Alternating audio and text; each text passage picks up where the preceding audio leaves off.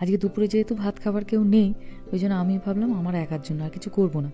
ইচ্ছে ছিল আজকে ভালো করে একটুখানি মাছের কিছু করব, কিন্তু এরা দু ভাই বোনই প্রচণ্ড লুচি খেতে ভালোবাসে, তো ওই জন্য একটু সকাল সকাল ঘুগনি বসিয়ে দিলাম।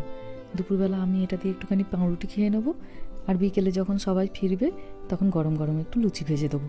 ওর বাবাকেও বললাম আজ আর রাত করো না, আজ একটু তাড়াতাড়ি ফিরো, আজকে ভাইফোঁটা আছে সামনাসামনি, ও থাকলে ওরও ভালো লাগবে তখন। আজকে আঙুলের এই কাঁটাটার জন্য জলের কাজটা ভাবছি একটু কম করব। বাথরুমগুলোও পরিষ্কার করার দরকার ছিল, কিন্তু ওখানে তো বিভিন্ন রকমের কেমিক্যালস ইউজ হয়, তো ওই জন্য আজ আর ওইদিকে যাবো না। আজকে এই দুর্গাপুজো থেকে কালী পুজো অবধি 4 জনের প্রচুর জামা কাপড় জড়ো হয়ে আছে।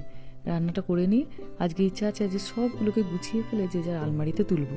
একটু ঝাড়পোছ একটু গোছাগুছি করতে করতে বাচ্চারা আবার চলে আসবে।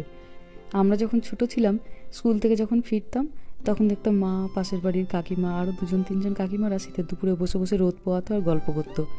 একে একে সকলের ছেলেমেয়েরা ফিরত।